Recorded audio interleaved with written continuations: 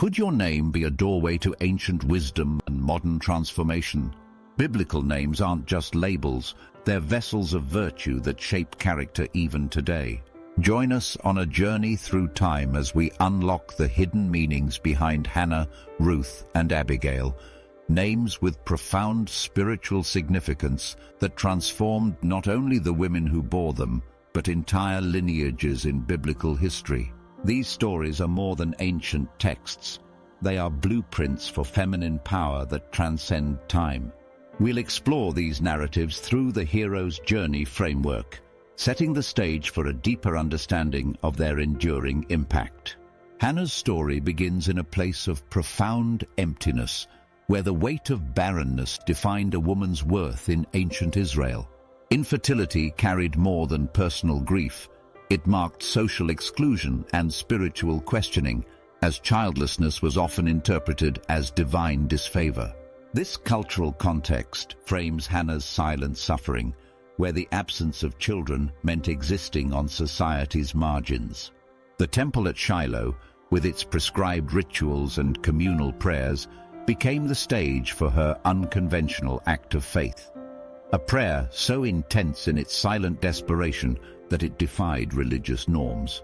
In that moment of solitary prayer, Hannah wrestled not only with societal shame, but also with her own inner longing for divine connection. The Hebrew root, chanan, reveals grace as something far more dynamic than passive reception. Ancient Near Eastern fertility cults practiced elaborate rituals to invoke divine favor. Yet Hannah's approach subverted these external performances. Her grace emerged through wrestling with societal shame, with unfulfilled longing, with a priest who mistook spiritual anguish for drunkenness. This moment of misunderstanding underscores how radical her faith appeared.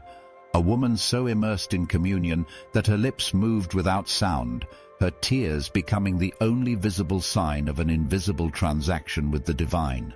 Eli's initial misjudgment highlights the tension between institutional religion and personal devotion. Archaeological evidence from Shiloh, such as altars and communal gathering spaces, shows areas designed for public worship, making Hannah's solitary prayer even more striking. While others participated in prescribed rituals, she engaged in a form of spiritual labor that transformed lack into covenant. Her vow to dedicate a potential child wasn't bargaining, but surrender, an acknowledgement that even unmet desires could be released back to their source. This redefines grace not as effortless blessing, but as the courage to stand empty-handed before God while still believing in unseen possibilities. The temple surroundings, typically associated with public sacrifice, became the container for her private offering of brokenness. Hannah's prayer was like a hidden seed waiting to transform barren ground into a flourishing future. When Samuel is born, Hannah's fulfillment of her vow demonstrates grace's circular nature. Returning the child to Shiloh completes the spiritual transaction begun in desperation. This act rewrites the narrative of barrenness, no longer a curse, but a sacred pause that produced Israel's pivotal prophet. Her surrender impacts national history, proving that personal devotion can alter collective destiny. The child she releases becomes the spiritual leader who anoints kings, suggesting that true grace multiplies when released rather than clutched tightly. Ruth's story begins with multiple layers of vulnerability. A Moabite widow in Judah, she existed outside the accepted social structures of her time. Ancient Near Eastern societies viewed widows as economic liabilities, and foreign widows faced compounded marginalization. When Naomi urged her to return to Moab, she presented Ruth with the logical choice: security among her own people rather than precarious survival in a land that saw her as an outsider. Her declaration, "Where you go, I will go, and where you stay, I will stay. Your people will be my people, and your God, my God," transcends familial obligation. The Hebrew term re'ut, often translated as friendship, carries covenantal weight here. echoing the binding agreements between nations or between humanity and the divine. In defiance of rigid societal norms, Ruth rewrote her destiny, turning marginality into a tale of reinvention. The levirate marriage custom outlined in Deuteronomy provided a structured solution for widows like Ruth. Yet her path unfolded differently. While the law technically applied to Israelite widows, Ruth's foreign status complicated her position. Her willingness to glean in Boaz's field demonstrates how she navigated these limitations. Leviticus mandated leaving the edges of fields unharvested for the poor, but Ruth's consistent labor transformed this temporary provision into sustained survival. Each day's gathering of overlooked grain became a quiet symphony of hope, turning legal charity into divine orchestration. The text notes she worked from morning until evening, a detail that underscores her disciplined commitment beyond mere necessity. Boaz's recognition of Ruth reveals how her loyalty began reshaping perceptions. As a landowner, he could have simply tolerated her presence as the law required. Instead, he instructed his workers to deliberately leave extra grain for her, an intervention that exceeded legal obligations. This shift mirrors how Ruth's steadfastness altered her social reality. Where levirate custom sought to preserve a deceased man's lineage, Ruth's story expands this concept. Her marriage to Boaz integrates her Moabite heritage into Israel's royal genealogy. The rabbinic emphasis on Ruth as a model convert highlights this paradox, the outsider whose devotion redefines belonging itself. The nighttime encounter at the threshing floor presents loyalty as active rather than passive. Ruth's approach to Boaz inverted expected gender roles, yet her actions aligned with the spirit of levirate responsibility. By uncovering his feet and lying down, she invoked cultural codes without manipulation.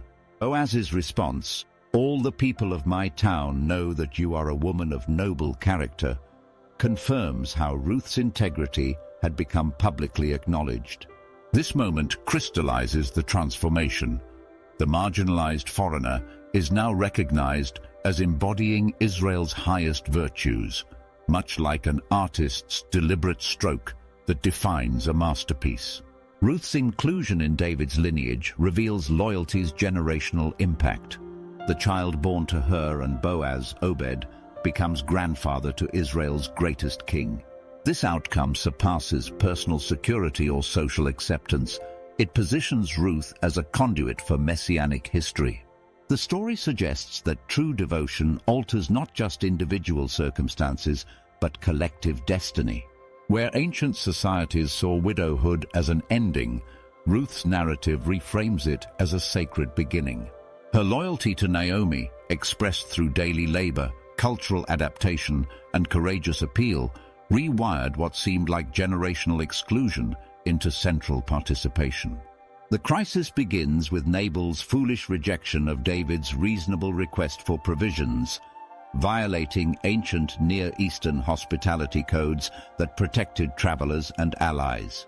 David's men had guarded Nabal's shepherds in the wilderness, creating an unspoken covenant of mutual aid. When Nabal insults them, calling David a runaway servant, he ignites a conflict with 400 armed warriors marching toward his household. This moment reveals the fragile social order of the time, where a wealthy landowner's arrogance could trigger regional violence. Abigail enters this tension as an unexpected mediator, acting without her husband's knowledge or consent, a radical move that defied typical gender roles in ancient Israelite society.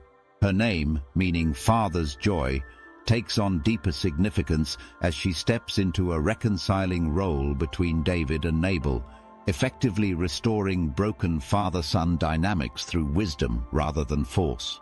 Abigail's preparation of provisions, 200 loaves of bread, 2 skins of wine, 5 dressed sheep, and other supplies, transforms from simple appeasement into a prophetic act. Ancient conflict resolution often involved gift-giving to restore honor, but her offering carries additional layers of meaning. She meets David on the road, dismounting from her donkey in a gesture of humility that immediately shifts the power dynamic. Her speech acknowledges David's future kingship while framing Nabal's actions as characteristic of his foolish nature. "Let no wrongdoing be found in you as long as you live. Though men rise up to pursue you and seek your life, the life of my Lord will be bound in the bundle of the living by the Lord your God." This rhetoric demonstrates her understanding of David's divine destiny, positioning her intervention as part of a larger spiritual narrative rather than mere crisis management. The encounter reveals wisdom as superior to military strategy. David had been prepared to slaughter Nabal's household, a decision that would have stained his reputation before becoming king. Abigail's intervention prevents this moral catastrophe while simultaneously preserving David's honor. She takes responsibility for Nabal's offense while allowing David to withdraw gracefully. Her approach mirrors principles later found in wisdom literature, where discernment triumphs over brute strength. The text emphasizes her timing and discretion, noting she told Nabal nothing until morning when the wine had gone out of him. This detail underscores her understanding of human nature and the importance of choosing the right moment for difficult truths. When Nabal dies shortly after learning of his near destruction, the narrative confirms Abigail's foresight. David recognizes her wisdom as divine intervention, saying, "Praise be to the Lord, who has kept his servant from doing wrong." Her subsequent marriage to David positions her within the royal lineage, fulfilling the implicit promise of their first encounter. Her courageous act not only spared lives, but also redefined leadership in a moment of crisis. Abigail's wisdom became a timeless model for conflict resolution, like a sharp sword that cuts yet also heals. This outcome demonstrates how wisdom reshapes personal and national trajectories. Abigail's actions not only saved lives, but secured her place in Israel's history. The story suggests that true power resides not in weapons or wealth, but in the capacity to perceive deeper realities and act accordingly. These narratives reveal how names encode spiritual principles that transcend their historical origins. Hannah's grace emerged through surrender, Ruth's loyalty rewired destiny, and Abigail's wisdom averted destruction. Contemporary research confirms names influence identity formation, suggesting these biblical templates still shape consciousness today. Each story shows how character, aligned with deeper purpose, alters personal and collective paths. In what ways does your name echo the call to adventure in your life? These ancient narratives offer a practical toolkit for modern transformation. Which of these archetypes speaks to your current journey? The comments section awaits your reflections.